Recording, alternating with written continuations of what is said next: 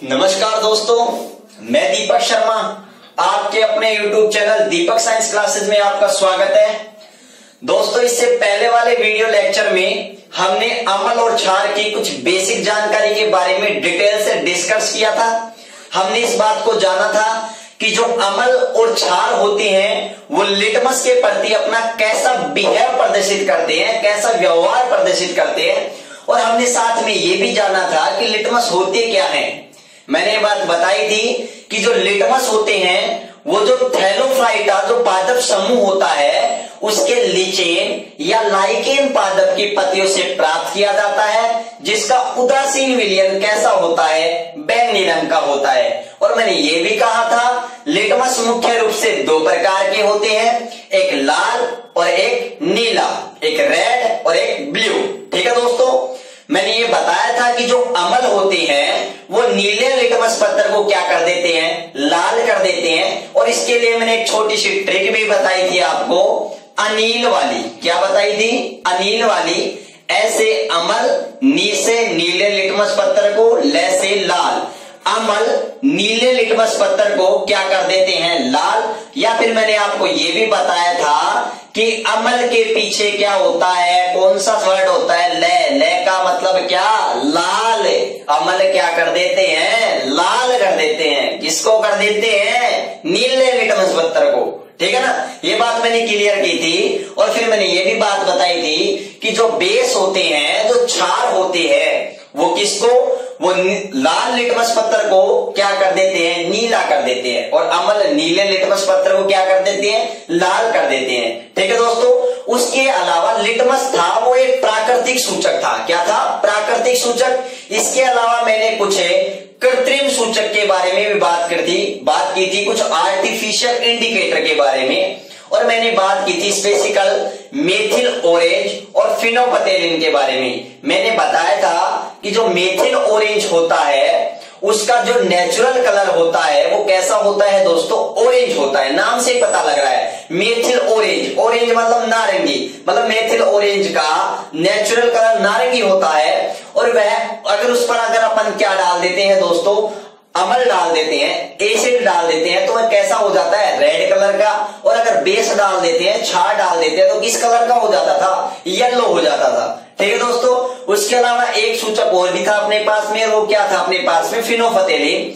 मैंने ये बताया था फिनोपथेलिन होता है उसका नेचुरल कलर लेस होता है, कोई रंग नहीं होता, रंगहीन होता है। और यह एसिडिक मीडिया में कार्य नहीं करता है, मतलब एसिडिक, अगर एसिड डालेंगे तो रंगहीन ही रहेगा। लेकिन बेसिक मीडिया में अगर अपन क्षार डालते हैं तो ये कैसा रंग देता है, पिंक कलर शो करता है। कैसा शो करता है, पिंक। और मैंने कहा था ये पिंक कलर वैसा ही होता है जैसा अपना 2000 का नोट पर होता है। और मैंने आपको ये भी बताया था कि 2000 रुपए के नोट के ऊपर जो डाई लगी होती है वो किसकी लगी होती है, फिनोपथेलिन की ही लगी होती है। इसके अलावा मैंने एक प्राकृतिक सूचक हल्दी की भी बात की थी कि हल्दी पर अगर एसिड डालते थे उसके कलर में कोई चेंज नहीं आता, लेकिन अपन क्षार डाल देते हैं। फॉर एग्जाम्पल के लिए मैंने बात की थी कि साबुन का विलयन जो एक क्षारीय होता है, तो वो डाल देते हैं तो हल्दी का कलर कैसा हो जाता है, लाल भूरा कलर का हो जाता है। ठीक है, ये सब बातें हमने डिटेल से बात की थी। ठीक है दोस्तों, आज हम बात करने वाले हैं इसके आगे। ठीक है दोस्तों, वीडियो को पूरा देखना, जरूर देखना। अगर पसंद आए तो लाइक जरूर करना और अपने सभी दोस्तों के पास में दोस्तों क्या करना, शेयर करना। ठीक है दोस्तों, तो चलो आज अपन बात करते हैं आगे अम्ल के और कुछ महत्वपूर्ण गुणों के बारे में। अगर मैं बात करूं अम्ल, तो दोस्तों अम्ल होता है उस अम्ल का जो जलीय विलयन होता है। कैसा विलयन, जलीय विलयन, जिसे अपन एक्वस सॉल्यूशन कहते हैं। अम्ल का जलीय विलयन विद्युत का क्या होता है दोस्तों, सुचालक। अम्ल का जलीय विलयन विद्युत का अच्छा सुचालक होता है, या फिर मैं कह सकता हूं कैसा होता है, अच्छा सुचालक होता है। अच्छा सुचालक होता है, मैं कह सकता हूं क्या होता है, गुड कंडक्टर ऑफ इलेक्ट्रिसिटी।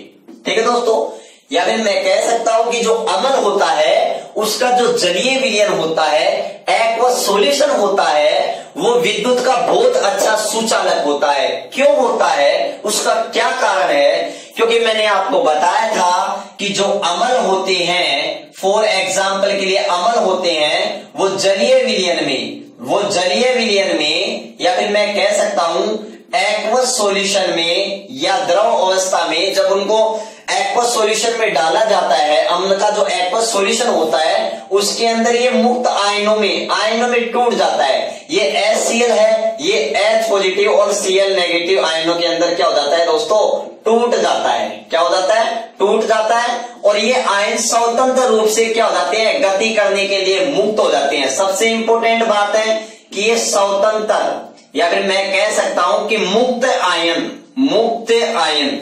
तो याद रखना, जो अम्ल का एक्वस सॉल्यूशन होता है, उस अम्ल का एक्वस सॉल्यूशन में अम्ल का आयन हो जाता है, अम्ल आयनों में टूट जाता है। और अम्ल आयन में टूट जाने के बाद में अम्ल के जो आयन होते हैं जिनसे वो अम्ल बना है, वो आयन स्वतंत्र रूप से या मुक्त रूप से गति करते हैं, रैंडम मोशन करते हैं। उस रैंडम मोशन के कारण ही जो एसिड का जो एक्वस सॉल्यूशन होता है वो गुड कंडक्टर ऑफ इलेक्ट्रिसिटी, विद्युत का क्या होता है, एक अच्छा गुड कंडक्टर, एक अच्छा सुचालक होता है।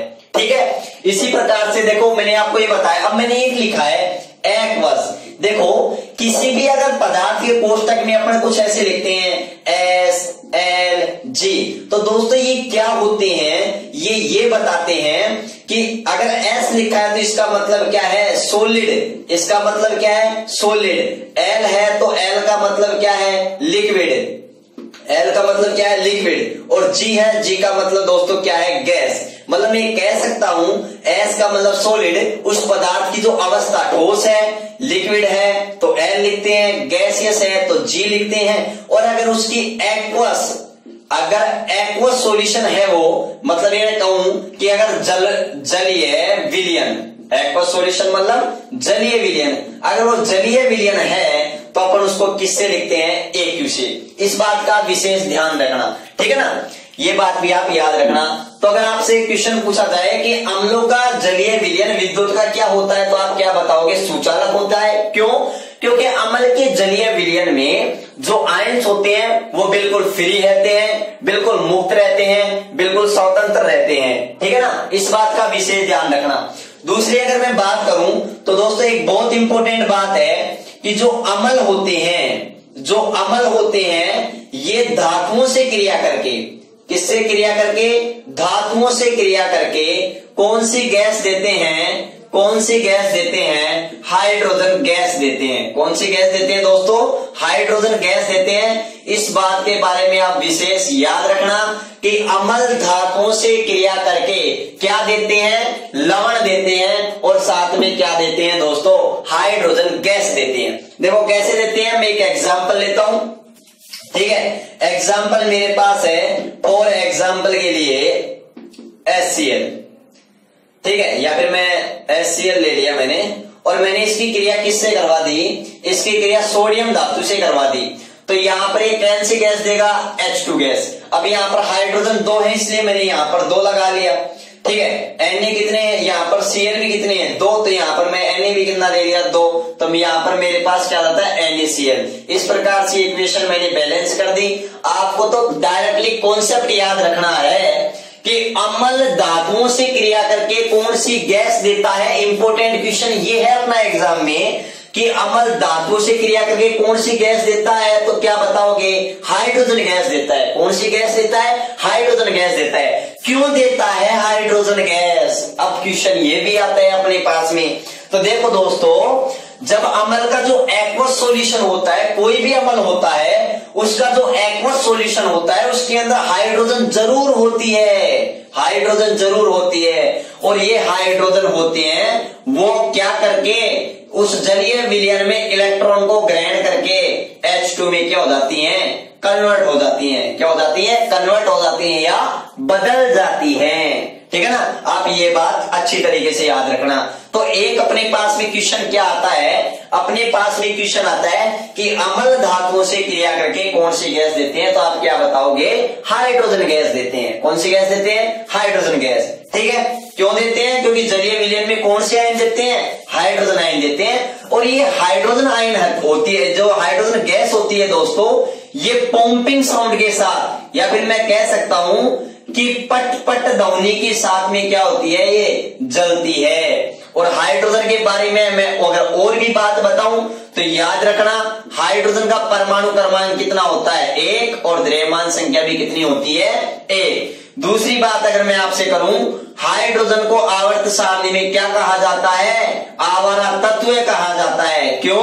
क्योंकि आवर्त सारणी में आज भी हाइड्रोजन का स्थान निश्चित नहीं है, इसलिए हाइड्रोजन को आवर्त सारणी में क्या कहा जाता है, आवारा तत्व कहा जाता है। दूसरी बात दोस्तों, हाइड्रोजन होता है ना, हाइड्रोजन, इसको भविष्य का ईंधन भी कहा जाता है। तो आपसे क्वेश्चन पूछ लिया जाए, भविष्य का ईंधन किसे कहा जाता है, तो आप क्या बताओगे, हाइड्रोजन को कहा जाता है। और भी क्वेश्चन पूछ सकता है, हाइड्रोजन के समस्थानिक होते हैं, समस्थानिक होते हैं, वो समस्थानिक या आइसोटॉप्स कितने होते हैं, 3 होते हैं, प्रोटियम, ड्यूटेरियम और ट्राइटेरियम। ठीक है दोस्तों, अगर मैं और बात करूं हाइड्रोजन के बारे में, एक और इंपॉर्टेंट क्वेश्चन याद रखना, हाइड्रोजन होता है तो हाइड्रोजन के नाभिक में न्यूट्रॉन क्या होता है, अनुपस्थित होता है। मोस्ट इंपोर्टेंट क्वेश्चन है, वर्तमान में 118 तत्व हैं, 118 तत्व में एकमात्र तत्व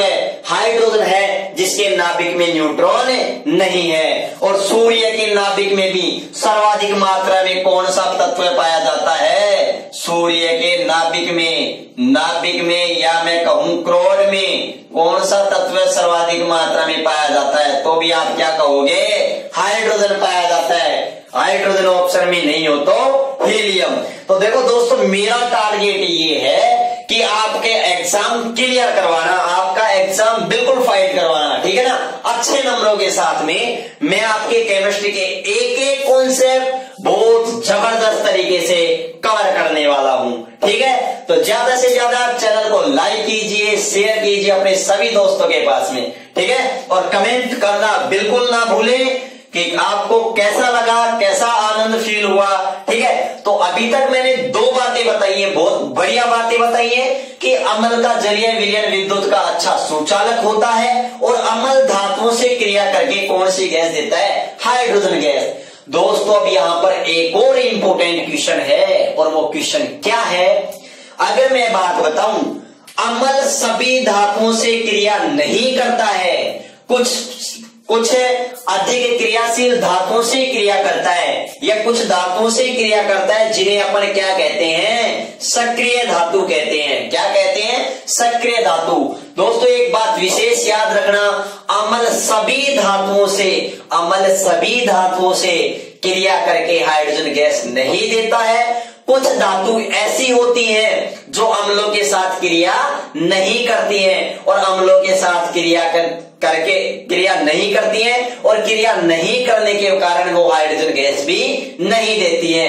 तो एग्जाम में बहुत इंपॉर्टेंट क्वेश्चन बनता है, और वो क्वेश्चन क्या बनता है कि वे कौन सी धातु है, निम्न में से वह कौन सी धातु है जो अम्लों से क्रिया नहीं करती है, या अम्लों से क्रिया करके H2 गैस नहीं देती है। ठीक है दोस्तों, तो चलो इंतजार करो वो धातु अपने पास में कौन सी है, ठीक है। तो उसके बारे में मैं चर्चा कर रहा हूं आपसे कि वो धातु अपने पास में कौन सी है। देखो वो कौन सी है, तो देखो नेक्स्ट अपने पास में पॉइंट आ रहा है कि अम्ल धातु से क्रिया करके हाइड्रोजन गैस देती है। तो देखो अगर मैं आपसे बात करूं तो देखो अपवाद है, इसके अंदर भी कुछ अपवाद बने हुए हैं, और वो अपवाद कौन कौन से हैं, तो याद रखना, सोना, जिसे अपन जिसका प्रतीक क्या है, Au, क्योंकि दोस्तों सोना होता है ना, सोना, इस सोना का जो लेटिन नाम होता है, लेटिन नाम वो क्या होता है दोस्तों, ओरम होता है, इसलिए इसका प्रतीक क्या हुआ,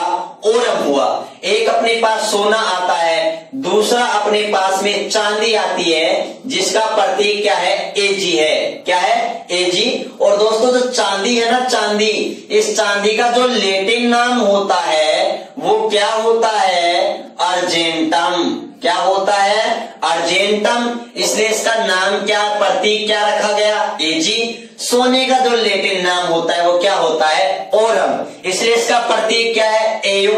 एक और धातु है दोस्तों अपने पास जिसका नाम है प्लेटिनम, जिसका प्रतीक क्या है, पीटी है। ठीक है, तो सोना, चांदी और प्लेटिनम। दोस्तों सोना, चांदी जो प्लेटिनम धातुएं होती हैं ये अम्लों से क्रिया करके, और एक और धातु होती है अपने पास में कॉपर, जिसे अपन क्या कहते हैं, तांबा भी कहते हैं, जिसका प्रतीक क्या है, सेयू, जिसे क्यूप्रस देश से लिया गया। ठीक है ना, तो याद रखना इंपोर्टेंट क्वेश्चन है कि वे कौन सी धातुएं हैं जो अम्लों से क्रिया करके हाइड्रोजन गैस नहीं देती हैं। तो दोस्तों क्या बताओगे आप, सोना, चांदी, प्लेटिनम और कॉपर, जिसे अपन तांबा भी कहते हैं, ये अम्लों से क्रिया नहीं करती हैं, इसलिए हाइड्रोजन गैस नहीं देती है। ठीक है दोस्तों, ये बात क्लियर, तो अपना आंसर मिल गया। वो कौन सी धातुएं हैं जो अम्लों से क्रिया करके हाइड्रोजन गैस नहीं देती है। अब देखो दोस्तों, इनके बारे में मैं आपको कुछ और इंपॉर्टेंट पॉइंट बताता हूं जो हमारी केमिस्ट्री को और ज्यादा क्या करेंगे, स्ट्रॉन्ग करेंगे। देखो दोस्तों लगातार स्क्रीन की तरफ। ठीक है, तो सोना, दोस्तों अगर मैं सोने के बारे में बात करूं तो अगर सबसे तन्य धातु है, सबसे तन्य धातु, तो वह कौन सी धातु है, सोना है। तो याद रखना प्रकृति में पाई जाने वाली सबसे तन्य धातु कौन सी है, सोना है। तन्य का मतलब जिसे तार के समान खींच करके लंबी सारी आकृति दे सकते हैं, मतलब जिसे तार के समान खींचा जा सकता है। ठीक है ना, उस गुण को क्या कहते हैं, तन्य या तन्यता का गुण। ठीक है, तो सबसे तन्य धातु कौन सी है, सोना।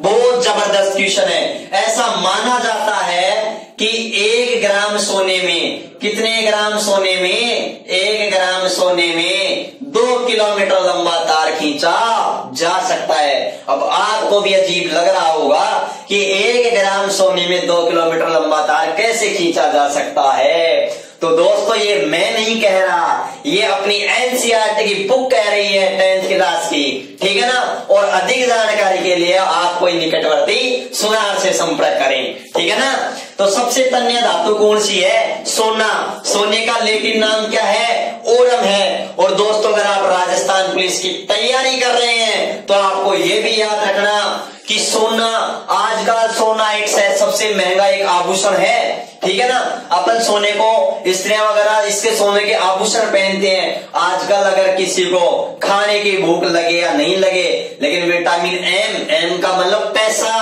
विटामिन एम का मतलब पैसा, पैसे सोने की तो बहुत ज्यादा भूख लगी हुई है, भूख। तो याद रखना जिस खान के पीछे भूखिया लगा हो तो खान किसकी होती है, सोने की होती है। तो राजस्थान पुलिस की अगर तैयारी कर रहे हो तो आप ये भी याद रखना, एक तो कौन सी, आनंदपुरा भूकिया, आनंदपुरा भूकिया, और ये भी याद रखना आनंदपुरा भूकिया, जगतपुरा भूकिया।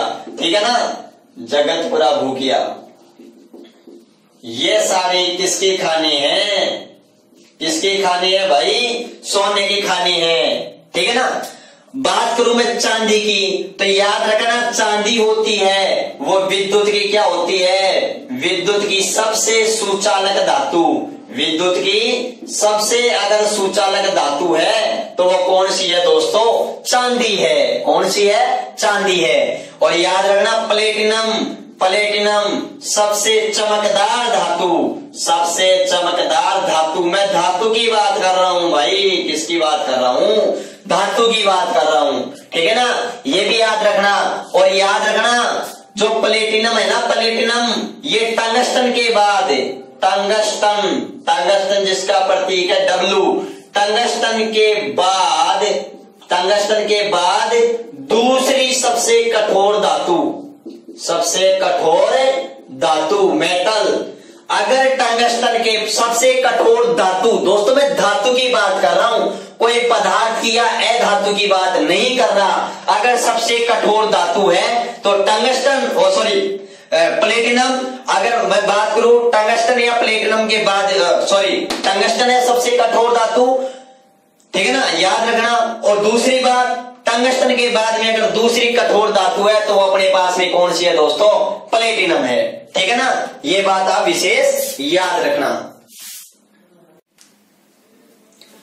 अगर मैं टंगस्टन के बारे में अगर मैं और बात करूं तो अगर टंगस्टन होती है वो सबसे कठोर धातु होती है। और याद रखना दोस्तों, टंगस्टन का उपयोग होता है ना, टंगस्टन का उपयोग किसमें किया जाता है? बुलेट प्रूफ जैकेट वगैरह बनाने में, टैंक वगैरह के निर्माण में किया जाता है। और याद रखना है कि तांबा अगर चांदी के बाद में दूसरी सबसे सुचालक धातु होती है तो कॉपर, जिसे तांबा भी कहते हैं, जिसका प्रतीक सीयू होता है। और दोस्तों भारत में सबसे ज्यादा कहां पाई जाती है? पूरे भारत में अगर मैं बात करूं तो कहां पाई जाती है? हमारे राजस्थान में खेतड़ी के अंदर पाई जाती है, झुंझुनू जिले में। इसलिए झुंझुनू को क्या कहा जाता है? तांबा जिला भी कहा जाता है। और दोस्तों एक और इंपॉर्टेंट बात, सोना, 3 धातु ओनली, इनमें से 3, सोना, चांदी और प्लेटिनम। सोना, चांदी, प्लेटिनम, ये तीनों धातुएं प्रकृति में कौन सी अवस्था में पाई जाती हैं? स्वतंत्र अवस्था में पाई जाती है। आप ये भी याद रखना कि निम्न में से कौन सी धातु है जो स्वतंत्र अवस्था में पाई जाती है? सोना, चांदी और प्लेटिनम, ये तीनों धातुएं। ठीक है दोस्तों, ये भी याद रखना। इसके अलावा अगर मैं और बात करूं अमल के बारे में, तो आपको पता है जो अमल होता है उसकी जो पीएच होती है वो लेस देन कितनी होती है? 7 होती है। अमल की पीएच 7 से क्या होती है? कम होती है। ये भी बात आपको अच्छी तरीके से मालूम होगी, ठीक है ना दोस्तों? तो ये बात याद रखना, जो अमल होता है, अमल, इसकी पीएच, अमल की पीएच कितनी होती है? अमल की पीएच, तो ये बात पीएच के बारे में मैंने फर्स्ट वीडियो लेक्चर में भी बताया था। वैसे मैं डिटेल से पढ़ाऊंगा पीएच का टॉपिक, फिर भी आप बेसिकली याद रखना, अमल की पीएच होती है वो लेस देन कितनी होती है? 7। कितनी होती है? 7। या फिर मैं कहूं अमल की पीएच होती है वो 7 से क्या होती है? कम होती है। 7 से कम होती है। आप ये बात याद रखना अच्छी तरीके से, ठीक है ना? दूसरी अगर मैं एक बात और बताऊं अगर अच्छी तरीके से, कि जो अमल होती है, अमल धात्विक ऑक्साइडों से, किनसे दोस्तों? धात्विक ऑक्साइड बात करूं या मैं धातु कार्बोनेट की बात करूं, किसकी बात करूं? धातु कार्बोनेट। अमल धातु कार्बोनेट से क्रिया करके, अमल धातु कार्बोनेट से क्रिया करके लवण व CO2 गैस देती हैं। कैसी गैस देती हैं? CO2 गैस देते हैं। ये बात भी आप याद रखना। तो मैं कह सकता हूं कि अपने मेरे पास क्या है? अमल है। और ये अमल अगर किसी धातु कार्बोनेट से क्रिया करता है, किससे क्रिया करता है? धातु कार्बोनेट से। मैंने कार्बोनेट बोला है, धातु कार्बोनेट, ठीक है ना? अगर ये धातु कार्बोनेट से क्रिया करता है तो ये क्या बनाता है? लवण, और साथ में क्या बनाता है? CO2। क्या बनाता है? CO2। तो मैं एग्जाम्पल के माध्यम से आपको समझाता हूं। अमल, ये मैंने कोई एक HCl अमल लिया, ठीक है ना? और मैंने यहां पर एक धातु कार्बोनेट लिया NaHCO3।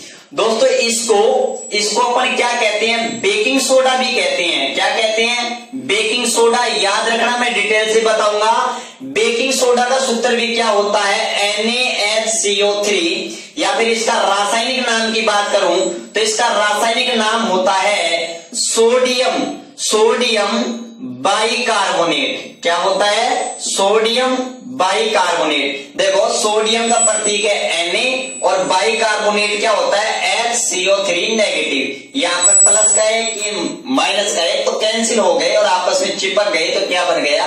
NaHCO3। इसका नाम है सोडियम बाइकार्बोनेट। इसका नाम क्या है दोस्तों? इसका नाम है हाइड्रोक्लोरिक अम्ल। क्या है? हाइड्रोक्लोरिक अम्ल इसका नाम है, जिसे अपन क्या कहते हैं? जिसे अपन क्या कहते हैं? नमक का तेजाब भी कहते हैं। क्या कहते हैं? नमक का तेजाब भी कहते हैं। डिटेल से बात करेंगे इनके बारे में। जब इनकी क्रिया कराएंगे तो अपने पास क्या बनेगा? लवण बनेगा। वो लवण क्या बनेगा? देखो यहां पर क्या है? Na और यहां पर क्या है? Cl। तो लवण अपने पास में क्या बनेगा? NaCl। और क्या बन जाएगी? CO2 gas. और CO2 गैस के साथ दोस्तों अम्ल धातु कार्बोनेट के साथ क्रिया करके लवण CO2 गैस, लवण और CO2 गैस और साथ में अपने पास क्या देता है, H2O भी देता है। तो देखो यहाँ पर ये CO3 है, CO3 में से तो क्या बाहर निकल जाएगा, CO2, तो यहाँ पर एक ऑक्सीजन और बच गई भाई, एक 3 में से यहाँ पर 2 यूज हुई है, एक ऑक्सीजन और बच गई। और हाइड्रोजन कितने हैं अपने पास, 2, एक और एक ये और एक ऑक्सीजन ये है, और ये H2 अपने पास क्या निकल जाता है, बाहर निकल जाता है। ठीक है, तो आपके कॉन्सेप्ट क्लियर होनी चाहिए कि अम्ल धातु कार्बोनेट के साथ क्रिया करके लवण, CO2 गैस और H2O अपने पास जल देता है, और जबकि अम्ल सक्रिय धातुओं से क्रिया करके क्या देता है दोस्तों, हाइड्रोजन गैस देता है। क्या देता है, हाइड्रोजन गैस देता है। इस बात को भी आप विशेष ध्यान रखना। आप कहोगे सर सक्रिय धातुएं कौन सी है, जो धातुएं सक्रियता श्रेणी में ऊपर आती हैं, हाइड्रोजन से ऊपर आती हैं, उनको अपन क्या कहते हैं, क्रियाशील धातुएं कहते हैं। क्या कहते हैं, क्रियाशील धातुएं। अब आप कहोगे सक्रियता श्रेणी क्या होती है, तो दोस्तों मैं आपको धातु, अधातु एंड उपधातु, मेटल नॉन मेटल वाले चैप्टर में आपको मैं डिटेल से पढ़ाऊंगा। फिर भी मैं आपको बता दूं कि लिथियम हुई, पोटेशियम हुआ, सोडियम हुआ, मैग्नीशियम हुआ, एल्यूमिनियम हुई, कैल्शियम हुई, जिंक हुई, ये सभी धातुएं होती है, वे हाइड्रोजन से भी क्या होती हैं, ज्यादा रिएक्टिव होती हैं, ज्यादा क्रियाशील होती है। ठीक है, इसके अलावा अगर मैं बात करूं अम्लों के बारे में, तो एक और मैं गुण के बारे में मैं बात कर सकता हूं, और वो गुण अपने पास में क्या है कि अम्ल होते हैं, ये क्षार के साथ क्रिया करके क्या बनाते हैं, लवण प्लस जल बनाते हैं। क्या बनाते हैं, लवण प्लस जल बनाते हैं। अम्ल क्षार के साथ क्रिया करके लवण और क्या बनाते हैं, जल बनाते हैं। और दोस्तों इस अभिक्रिया को किस नाम से जाना जाता है,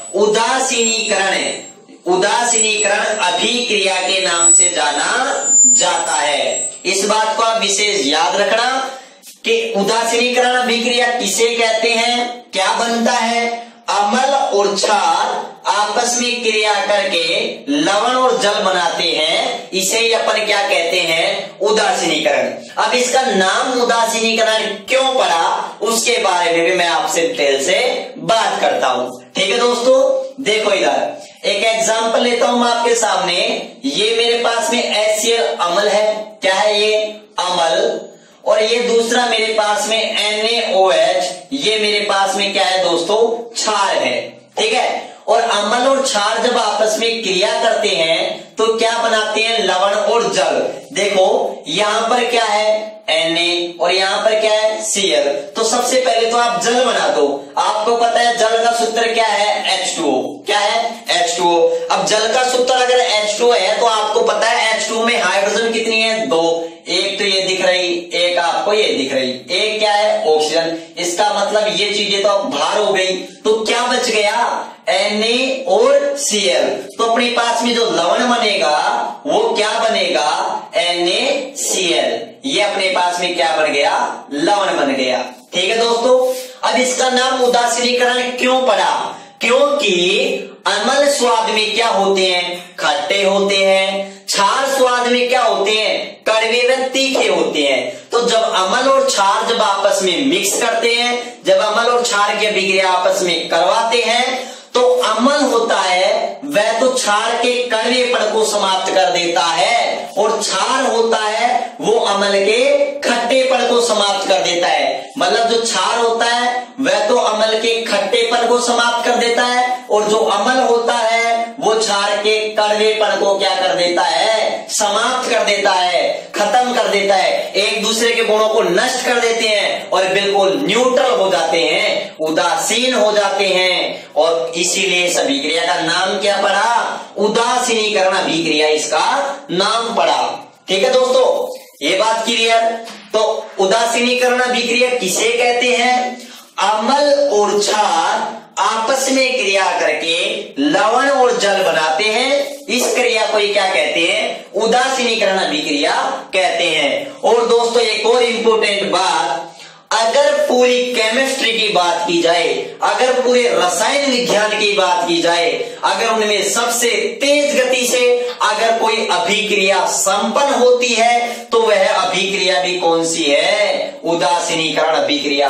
अगर केमिस्ट्री में सबसे तीव्र गति से कौन सी अभिक्रिया होती है तो याद रखना अम्ल क्षार की अभिक्रिया। और अम्ल क्षार की अभिक्रिया को अपन क्या कहते हैं? उदासीनीकरण अभिक्रिया। यह 10⁻⁻9 सेकंड मतलब कुछ नैनो सेकंड के अंदर क्या हो जाती है? संपन्न हो जाती है। ये बात दोस्तों आप अच्छी तरीके से याद रखना, ठीक है ना।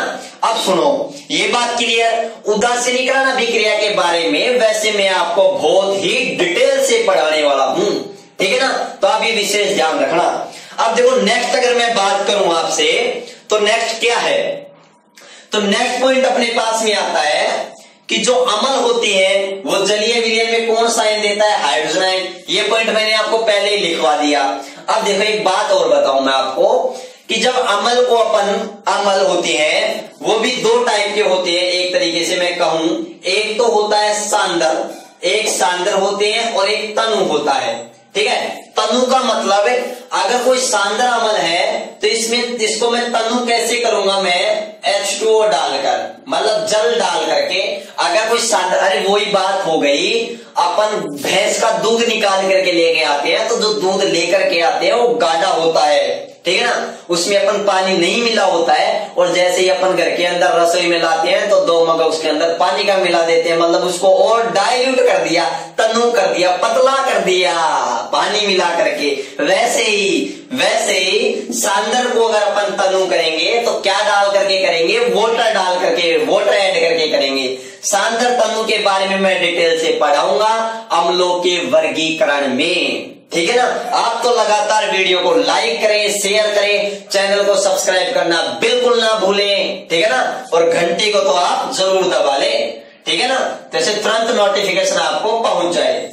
अब देखो एक बहुत ही नॉलेज वाली बात बताने जा रहा हूं मैं आपको, बहुत ही इंपॉर्टेंट, कि अगर आप अम्ल को जल में मिलाते हैं, जल को अम्ल में मिलाते हैं, ठीक है, तो मैं क्लियर करूंगा कि क्यों मिलाते हैं, क्या कारण है, किसमें क्या मिलाते हैं। तो दोस्तों याद रखना, अम्ल को जल में मिलाते हैं। जैसे ये मेरे पास जल है, ये मेरे पास अम्ल है, ये जल है, तो जल को तो अपन धीरे धीरे हिलाएंगे, धीरे धीरे, और अम्ल को धीरे धीरे गिरेंगे, और जल को धीरे धीरे ऐसे हिलाते हुए जल में अम्ल को मिलाते हैं। तो ये बात आप विशेष याद रखना कि किसमें क्या मिलाते हैं, किसमें क्या मिलाते हैं, तो इसके बारे में आप विशेष याद रखना। तो ये तो अपने पास में क्या है? जल है, और इसमें अगर अपन मिला रहे हैं, कोई चीज मिला रहे हैं, ठीक है ना, कोई मिला रहे हैं बीकर से, तो क्या मिला रहे हैं? क्या मिला रहे हैं? एसिड, ठीक है ना। तो एसिड को तो धीरे धीरे डालते हैं, ठीक है ना। क्या डालते हैं भाई? धीरे धीरे, ठीक है ना। और जल को हिला हिला करके, ठीक है ना, ये बात आप याद रखना, हिला हिला करे, ठीक है ना।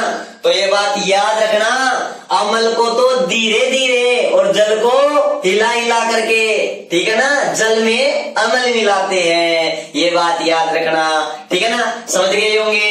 अब देखो क्यों डालते हैं, अब देखो क्योंकि जब अम्ल को जल में मिलाते हैं तो ये ऊष्माक्षेपी अभिक्रिया होती है। कैसी अभिक्रिया होती है? ऊष्माक्षेपी, या फिर मैं कहूं ऊष्माक्षेपी प्रक्रम होता है, ठीक है ना। ऊष्माक्षेपी का मतलब क्या होती है? ऊष्मा उत्पन्न होती है, ऊष्मा उत्पन्न होती है। और आपको पता है जब ऊष्मा उत्पन्न होगी तो जो पात्र है वो गर्म हो जाएगा। कुछ आसपास का एनवायरमेंट, गर्मियों के दिनों में वैसी ही गर्मी होती है, तो हो सकता है वो पात्र फट जाए और फट जाएगा, या फिर हो सकता है क्या होगा कि वो द्रव जैसे अपन मिला रहे हैं तो जब इसमें ऊष्मा उत्पन्न होगी तो ये वैसे ही उछल करके, जैसे अपन पेप्सी का डाटा एक साथ नहीं खोल देते तो काफी बार वो एकदम से गैस के साथ बाहर निकल करके गिरती है, वैसे ही हमारी त्वचा पे गिर जाएगी तो बहुत नुकसान होगा, बहुत हानिकारक होते हैं। HCl खाली पाड़ देखो, समझ गया ना। HNO3 बिल्कुल ही फाड़ देगो, ठीक है। HNO3 बहुत खतरनाक चीज है, बहुत खतरनाक, ठीक है ना, विशेष ध्यान रखियो, विशेष। तो देखो उसके बाद क्यों, तो जल में अमल को क्यों मिलाते हैं, तो ये समझने वाली बात है, बहुत मजेदार बात है। देखो जल में क्यों मिलाते हैं, क्योंकि जल की जो विशिष्ट उष्मा होती है, आईएएस में आया हुआ क्वेश्चन है, आईएएस में डिस्क्रिप्शन में क्वेश्चन बहुत डिटेल से वर्णन कीजिए, ऐसे क्वेश्चन आए हुए कि जल में अमल को क्यों मिलाते हैं। तो देखो दोस्तों, जो जल होता है उसकी विशिष्ट उष्मा बहुत ज्यादा होती है, विशिष्ट उष्मा बहुत ज्यादा होती है। इसके कारण इस पात्र में जो उष्मा उत्पन्न होती है ना, उस उष्मा को जल क्या कर लेता है, अवशोषित कर लेता है। तो क्योंकि जल की विशिष्ट उष्मा, जो ये उष्मा उत्पन्न होती है ना, इससे ज्यादा होती है, इसलिए जल तो क्या कर लेता है, अवशोषित कर लेता है। तो कोई खास फर्क नहीं पड़ता है, ठीक है ना। और जो आयंस वगैरह बनते हैं वो आसानी से भूल जाते हैं, ठीक है ना, इसलिए। और जबकि जो अम्ल में अगर जल मिलाएं तो जो जल की जो विशिष्ट उष्मा होती है ना, वो अम्ल की जो विशिष्ट उष्मा होती है वो जल से क्या होती है, कम होती है। तो अगर मिलाएंगे तो उष्मा और ज्यादा उत्पन्न हो जाएगी। तो अम्ल है ना, उसको अवशोषित नहीं कर पाता, और अवशोषित नहीं करेगा तो अम्ल ऐसे एकदम से ऊपर उछल करके आएगा और हमारी त्वचा पर गिर जाएगा। तो याद रखना, इसीलिए जो अम्ल है वो किसमें मिलाते हैं, जल में मिलाते हैं। अम्ल को धीरे धीरे और जल को हिला करके मिलाते हैं। ये बात क्लियर, चलो ठीक है। अब अपन बात करते हैं कुछ प्राकृतिक स्रोतों में कौन कौन से अम्ल पाए जाते हैं, जो हमारे एग्जाम की दृष्टि से बहुत ही महत्वपूर्ण है, ठीक है दोस्तों।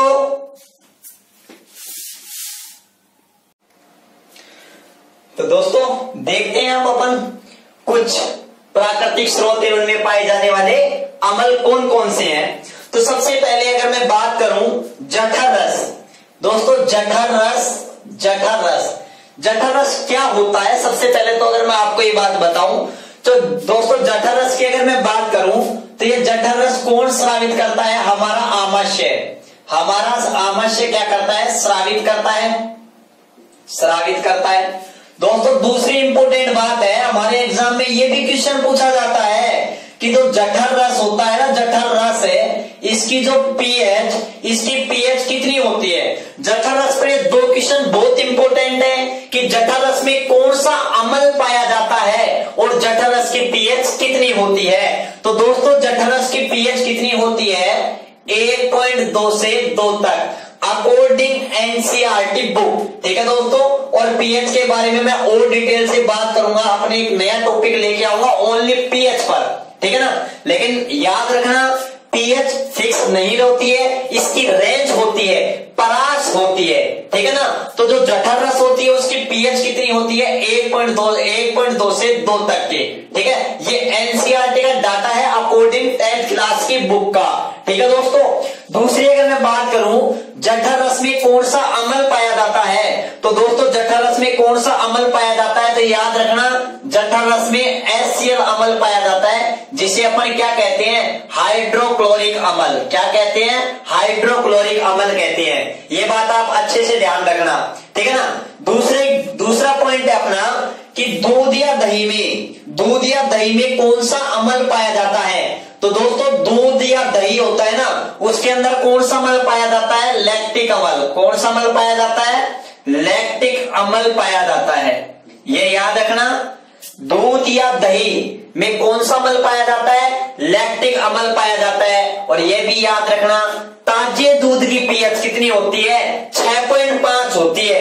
कितनी होती है, 6.5 होती है। मतलब ताजा दूध दुर्बल अम्ल होता है। क्या होता है, दुर्बल अम्ल होता है, ठीक है ना। दूसरी बात ये भी याद रखना कि हमारी मांसपेशियों के अंदर जो थकान होती है, जो रुकावट, काफी बार बहुत ज्यादा थकान सी महसूस होती है हमारे घुटनों में या मांसपेशियों में, वह भी किस कारण होती है, लैक्टिक अम्ल के कारण या पायरुविक अम्ल के कारण होती है, ठीक है ना। ये भी याद रखना। दूसरी बात मैं बात करूं सेब, जो सेब आता है ना, एप्पल, ठीक है ना, उस सेब के अंदर कौन सा अम्ल पाया जाता है। तो दोस्तों आपने देखा होगा सेब को जब अपन काट करके रख देते हैं तो वो मैला पड़ जाता है। क्या पड़ जाता है, मैला पड़ जाता है। इसलिए से में कौन सा मल पाया जाता है? मैली कमल। कौन सा मल पाया जाता है दोस्तों? मैली कमल पाया जाता है। ये बात याद रखना, से में कौन सा मल पाया जाता है? मैली कमल पाया जाता है, ठीक है ना। दूसरी बात, इमली हुई या अंगूर हुआ या कच्चे आम हुए, ठीक है ना, कच्चे आम हुए, कैरी हुई या आम हुआ, उनके अंदर कौन सा मल पाया जाता है दोस्तों? उनके अंदर पाया जाता है टार्ट्रिक अम्ल। कौन सा मल पाया जाता है? टार्ट्रिक अम्ल पाया जाता है, ठीक है ना। ये बात याद रखना, ये मेमोरी बेस्ड क्वेश्चन के अंदर हमारे आ सकते हैं, टू द पॉइंट, ठीक है। दूसरी बात, अगर मैं बात करूं टमाटर या पालक, टमाटर या पालक में कौन सा अम्ल पाया जाता है? तो दोस्तों याद रखना, टमाटर को ऑक्सीजन से प्यार हो गया। ऑक्सीजन मतलब ऑक्जेलिक अम्ल। भाई ऑक्सीजन भी टमाटर की तरह गोल होती है, ठीक है ना। तो याद रखना, टमाटर को ऑक्सीजन से प्यार हो गया, ठीक है ना। तो टमाटर को ऑक्सीजन, ऑक्सीजन का मतलब है ऑक्जेलिक अम्ल। कौन सा अम्ल दोस्तों? ऑक्जेलिक अम्ल। ऑक्जेलिक अम्ल किसमें पाया जाता है? टमाटर व पालक में। नेक्स्ट बात करूं, घास, घास होती है ना घास, उस घास में कौन सा अम्ल पाया जाता है दोस्तों? बेंजोइक अम्ल। कौन सा अम्ल पाया जाता है? बेंजोइक अम्ल। ये बात आप अच्छे से याद रखना, ठीक है ना। ये घास में कौन सा अम्ल पाया जाता है? बेंजोइक अम्ल। उसी प्रकार से हमारे मानव मूत्र में कौन सा अम्ल पाया जाता है? तो ये भी याद रखना, अगर अम्ल की बात करें तो यूरिक अम्ल। यूरिक अम्ल की बहुत कम परसेंट मात्रा होती है हमारे मूत्र के अंदर। और हमारे मूत्र के अंदर कौन सा पदार्थ मतलब मुख्य रूप से पाया जाता है? तो आप क्या बताओगे? यूरिया। क्या बताओगे? यूरिया। और यूरिया के अंदर नाइट्रोजन की प्रतिशत मात्रा कितनी होती है दोस्तों? 46 होती है। कितनी होती है? 46 होती है। ये बात याद रखना कि मानव मूत्र के अंदर क्या पाया जाता है? यूरिया पाया जाता है। यूरिया का सूत्र क्या होता है? NH2CO NH2, ठीक है ना। और याद रखना, यूरिया के अंदर जो नाइट्रोजन है इसकी प्रतिशत मात्रा कितनी होती है? 46%। ये बात आप अच्छे से याद रखना। और मानव मूत्र होता है, उसके अंदर कौन सा अम्ल पाया जाता है? तो याद रखना, यूरिक अम्ल। और टमाटर या पालक में कौन सा अम्ल पाया जाता है? ऑक्जेलिक अम्ल। इस ऑक्जेलिक अम्ल का उपयोग हम किसमें करते हैं? फोटोग्राफी में भी करते हैं, ठीक है ना। मैं आपको जब पढ़ाऊंगा अम्लों का वर्गीकरण, अम्लों का वर्गीकरण पढ़ाने के बाद में मैं अम्लों के उपयोग पढ़ाऊंगा, वहां एक एक एसिड के बारे में और डिटेल से बात करने वाले हैं, ठीक है ना। तो ज्यादा से ज्यादा लाइक शेयर कर देना, ठीक है। उसके बाद में मैं बात करूं, जिस प्रकार से मानव मूत्र में कौन सा अम्ल पाया जाता है? यूरिक अम्ल पाया जाता है। उसी प्रकार से घोड़े के मूत्र में कौन सा अम्ल पाया जाता है? हिप्यूरिक अम्ल। कौन सा अम्ल पाया जाता है? हिप्यूरिक अम्ल। हिप्यूरिक अम्ल।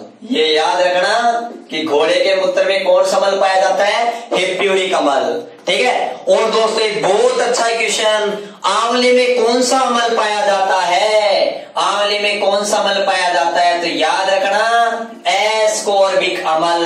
कौन सा अम्ल?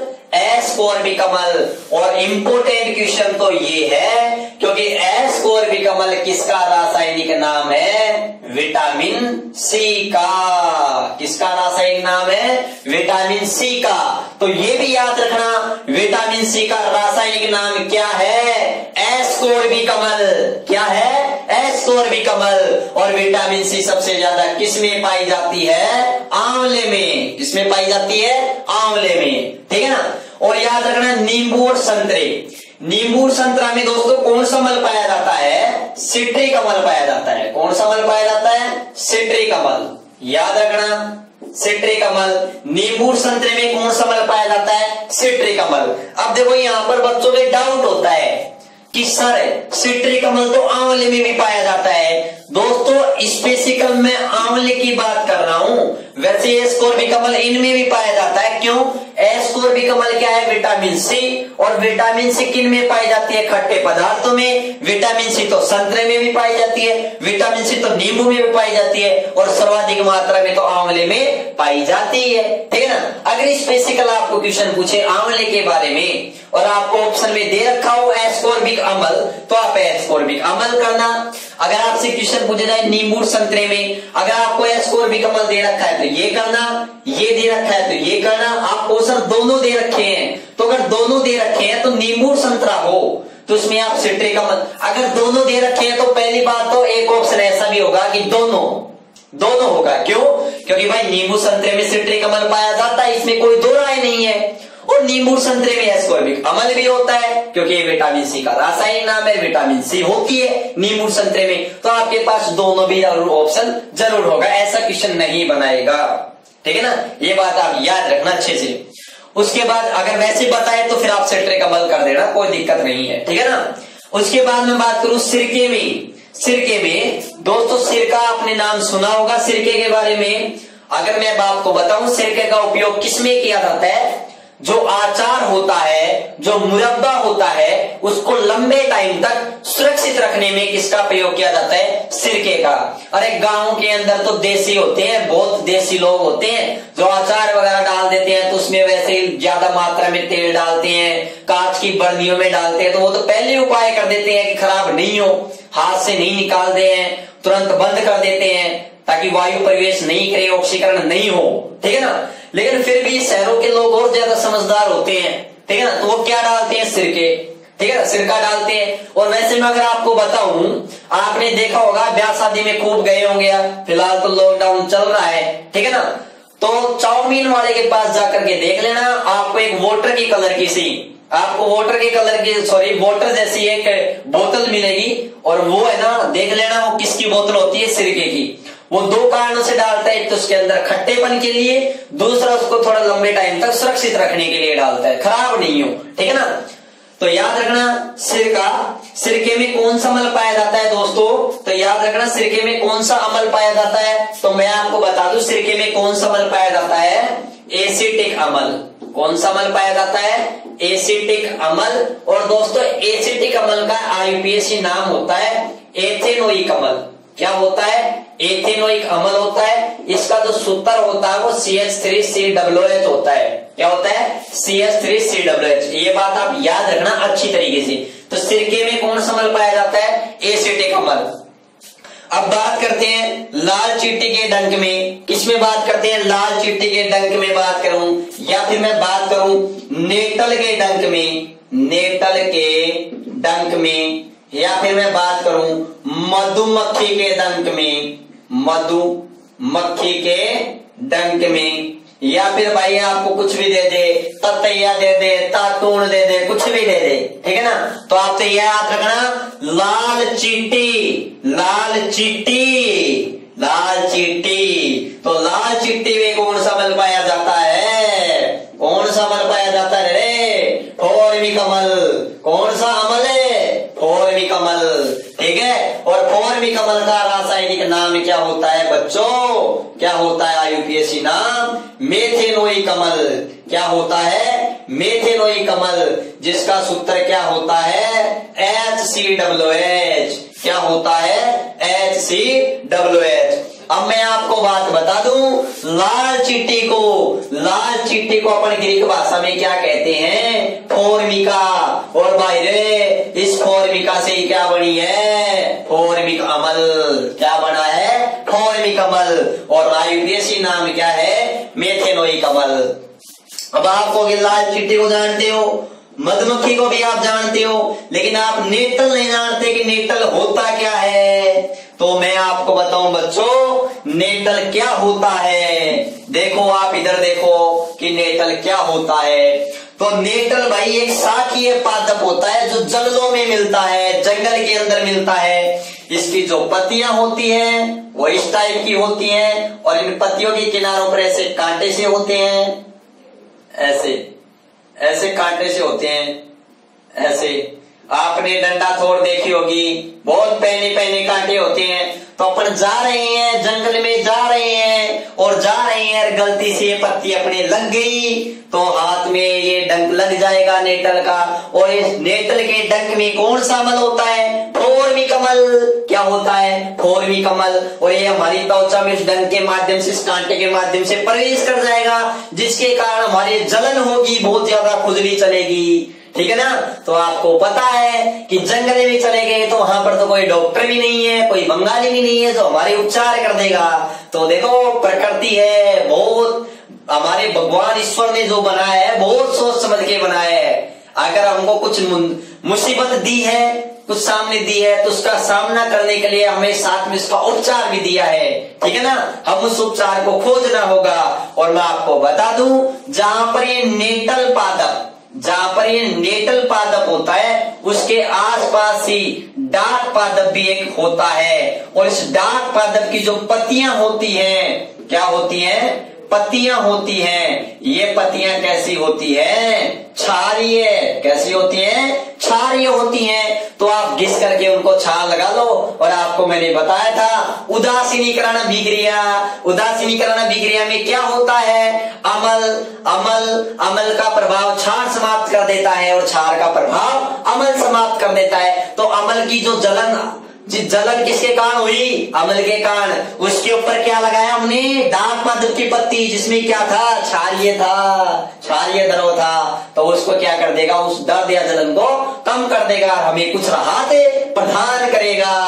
ठीक है, समझ में आ गई। उसी प्रकार से गन्ने में कौन सा अमल होता है बच्चों? गन्ने में ग्लूकोनिक अमल होता है। कौन सा अमल होता है? ग्लूकोनिक अमल। ठीक है। और मैं बताऊं चाय, जो चाय होती है, बहुत चाय पी रहे हो आप, बहुत चूसते हो चाय को अच्छी तरीके से, आदी बने हुए हो, तो चाय होती है। चाय में कौन सा अमल होता है दोस्तों? टेनिक अमल। कौन सा अमल होता है?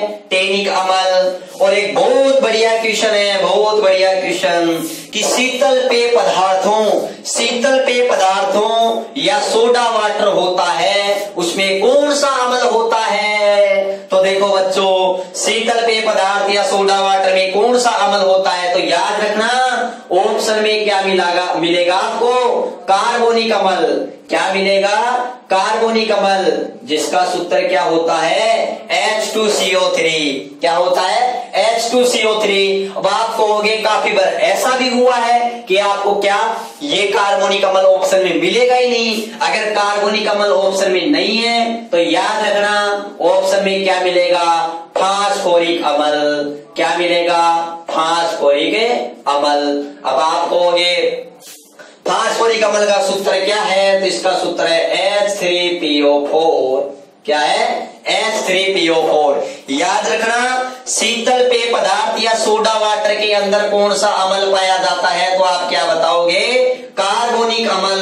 और अगर कार्बोनिक अमल ऑप्शन में नहीं है तो क्या मिलेगा?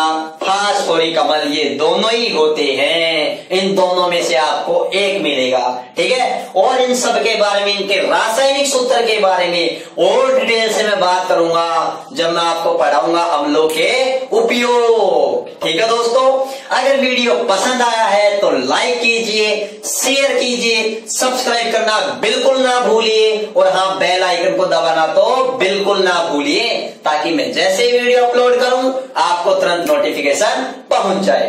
ठीक है दोस्तों, जय श्री राम।